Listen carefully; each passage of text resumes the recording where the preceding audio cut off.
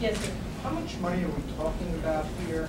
And just so we have it clear, the RFPs will be for the money that you allocate, but the other council members will continue through the regular process?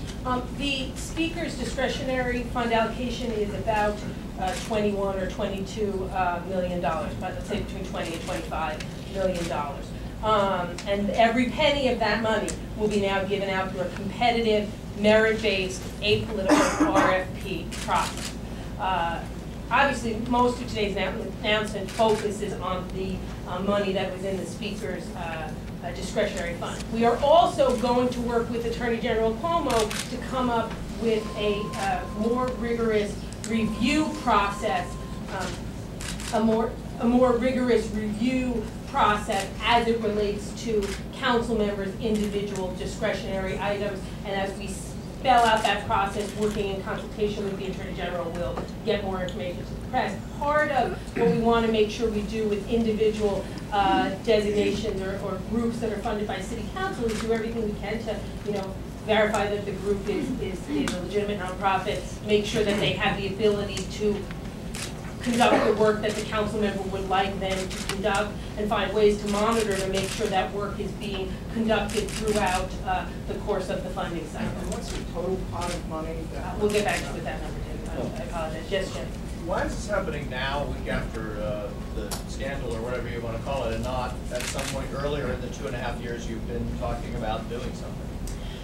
We, as I said, obviously, for 2.5 years have been working on the issue of reform and budget reform. And as Citizens Union and NYPIRG and my colleagues have said, we've taken some very significant steps forward in the past 2.5 years, steps of which I'm very proud.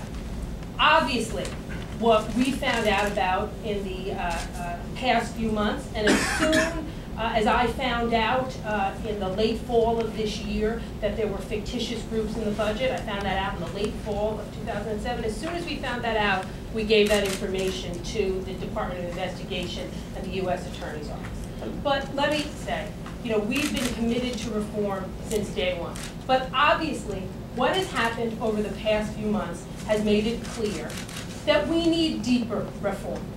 And I have thought a great deal since we found this information out in the late fall, and obviously over the past week, have thought a great deal about reform in the City Council and what more we need to do to deepen it, what more we need to do to make sure New Yorkers have full faith that the money we are distributing is appropriate, is transparent, and is going to truly the best groups possible. So today's announcement is a continuation, but obviously, I can't tell you that what we found out a few months ago didn't cause us to think deeper and ask questions about how we could do our job better. Yeah, No, the woman behind you.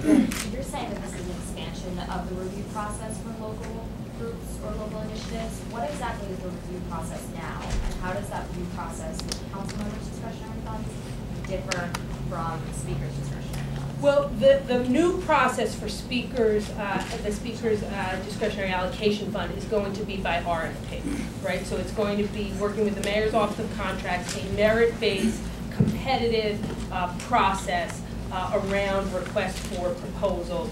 And let me just say, that idea is a continuation of a reform we started last year. In the 2008 budget, the City Council took approximately $10 million that had been a long-standing amount of money in the Speaker's discretionary allocation fund and gave that money to the Department of Cultural Affairs.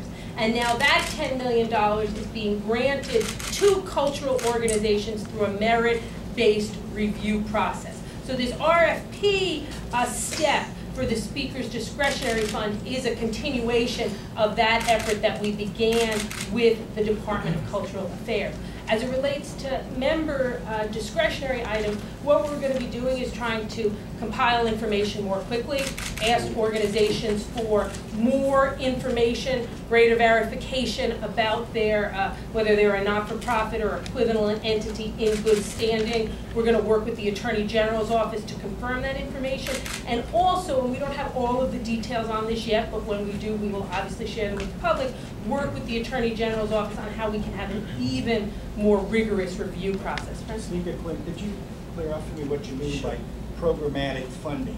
Is this the same thing as member items, or is it a different type of funding, such as for health clinics, et cetera? The $20 to $25 million is money that had been long in the Speaker's allocation fund, money that the Speaker would give to community-based organizations, to not-for-profits. It's not, say, 6-day library service or putting an initiative in the budget to add health clinics or expand services through an agency. So it constitutes what we would call member items. I think it's useful to think of it in two ways. There's the individual member discretionary items that members give out. Right. And then there also has been a fund of money at different times ranging from, say, $25 to $35 million that was given out solely at the Speaker's discretion. And how much was the rest given out by the member items? David asked that question. We'll have to get back to that, friend. Because I counted it's at least $50 million,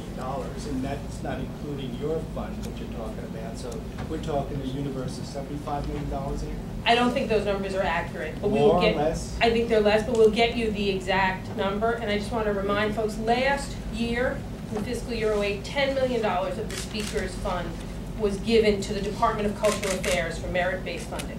There's about $20 to $25 million that remain in the Speaker's allocation fund. Then there's the money that members give to groups in their district. That number I need to get you. And okay, you're going to do it, your portion, through the RFP process. Correct. And the members will continue to do it the old-fashioned way, that is, they will select the names of the groups they want to fund, presented to the Speaker. Speaker presents it to the mayor during negotiations, goes to the budget office. So they basically will be doing it the old-fashioned way. Should they emulate you and with their fund perhaps do it the same way you're doing? Well, let me say two or three things. One, there will be changes, there have been, and there will be more changes as it relates to what you might refer to as member items. There has been much greater collection of data from the organizations which the members seek to fund. There have been disclosure requirements from the organizations. The organizations have to disclose that they have no financial interest with anyone on the City Council, and members have to make disclosures publicly if they have any financial interest in the entities they're funding. We are going to expand the amount of information and documentation that the nonprofits that my colleagues fund give to us, so we can make sure we're doing an appropriate review of that. We're going to work with the Attorney General to get confirmation from his office on all of the information that they give us that he can confirm. We're also going to work with the Attorney General on what further steps we can take to make that process even more rigorous. But I also want to be clear.